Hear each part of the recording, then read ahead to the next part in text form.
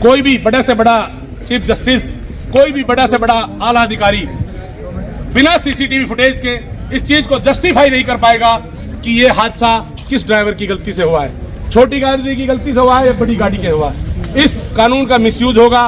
दहशत इसी वजह से ज्यादा है साथियों, ये नहीं तुम ट्रक ड्राइवर हो, तुम बड़ी गाड़ियों के ड्राइवर हो, तुम्हारे अंदर ज्यादा डर है, क्योंकि आप लोगों को इसलिए डर है कि बड़े रूटों पे चलते हो, उसमें छोटे व्हीकल्स आ जाते हैं गलती से और दोस्त बड़ी गाड़ी का दिया जाता है।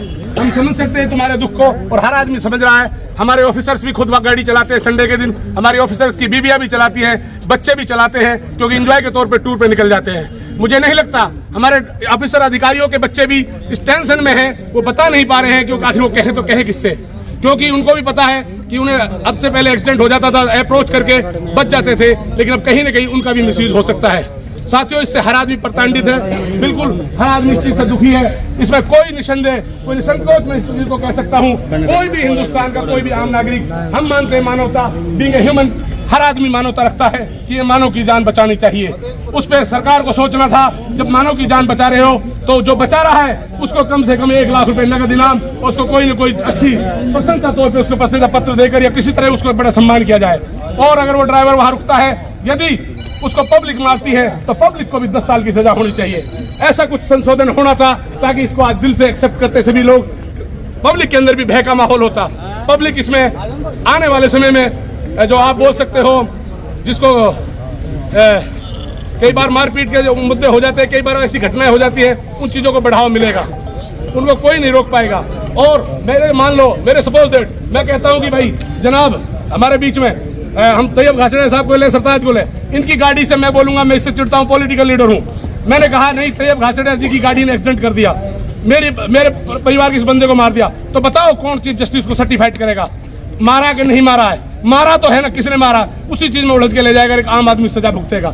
साथियों, ये बहुत गहरा सोचने का विषय है और मैं चाहता हूं 22 करोड़ जो ड्राइवर हैं उनका रिश्ता पूरे देश से है, क्योंकि किसी का कोई भाई है, कोई पत्नी है, ये सब तो ड्राइवर है नहीं, उनके बच्चे हैं, उनके सास ससुर हैं, उनके माँ बाप हैं, भाई बहन है और रिलेटिव है। साथियों, पूरे देश का रिश्ता ड्राइवर से है। साथियों, कोरोना काल के समय, कोरोना काल के अंदर यदि ड्राइवर भी अपनी छुट्टी कर लेता तो मुझे नहीं लगता कि हम लोग बच पाते, क्योंकि ड्राइवरों ने ऑक्सीजन पहुंचाया, जान हथेली पर लेकर एक दूसरे की जान बचाई, हॉस्पिटल तक डेड बॉडी पहुंचाई, इधर उधर जाने पर जैसे कोई बीमार थे मेडिकल पहुंचाई, फल सब्जियां पहुंचाई। आज जो समय पे आप चीज सबको मिल रही है, आज भी आप पहुंचा रहे हैं। फल सब्जियां जो ताजा खा रहे हो, सर्दियों के गर्म कपड़े पहन रहे हो और चीजें जो आप लोग यूज कर रहे हो, ये बिल्कुल ड्राइवर भाइयों की मेहनत है। ये हर आदमी जानता है। हमारा मुलाजिम भी जो सामने खड़ा है, ड्यूटी पे दौरान तैनात है, वो भी समझ रहा है, क्योंकि इन सबके पास गाड़ियां हैं। ये भी घर को जब ड्यूटी पे आते हैं, ये भी गाड़ी चला के आते हैं, लेकिन जब से कानून बना अभी इन्होंने भी सोच लिया कहीं ऐसा ना हो हादसा हमसे भी हो जाए। तो साथियों, ऐसा नहीं है, लेकिन वो कहीं ना कहीं सरकारी कानून में एक बीच में आदेश अनुसार मजबूरी है, वो नहीं बोल सकते। लेकिन अगर उनके जज्बात अकेले में बात करें, हमारे बीच सरपंच भाई बड़े साजिद भाई पहुंचे हैं और जनाब लिहिंगा से जो हमारे बड़े समाज सेवी बड़े जिम्मेदार हैं। मैं चाहूंगा ऐसे समाज सेवी आके कोई बात रखे। हम एक छोटे से एक फोर्स पर्सन के हैं, हम लोगों ने यही देखा, हम मानवता पे काम करते हैं, हमारे अंदर खून खून में रग रग में देशभक्ति है। हम चाहते हैं सारी प्रॉपर्टी हमारी है, समाज हमारा, देश हमारा, हम देश की एकता अखंडता के लिए काम करते हैं, देश की मजबूती के लिए काम करते हैं। हम नहीं चाहते कि ड्राइवर भाई ये छुट्टी पे चले जाए, खुदा की कसम अगर 15 दिन छुट्टी पे चले गए हालात खराब हो जाएंगे। मैं यही चाहता हूँ आप लोगों से, प्लीज आप लोग शांति बनाए रखें।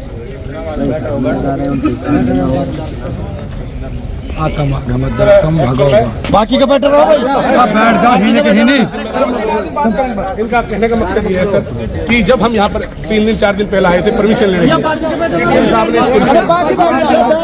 ने कहा था कि हमारे अधिकारी हम रहेंगे, हम लोग यहाँ पर मौजूद रहेंगे, और फिर डीसी साहब ने PS साहब से मिलके 11:30 बजे का टाइम भी लिया था सर। तो इनका भी एक मन है कि हमारे उच्च अधिकारी इस चीज को लेंगे, थोड़ा एक बड़ा होगा, क्योंकि सर आपसे भी उच्च अधिकारी और हैं।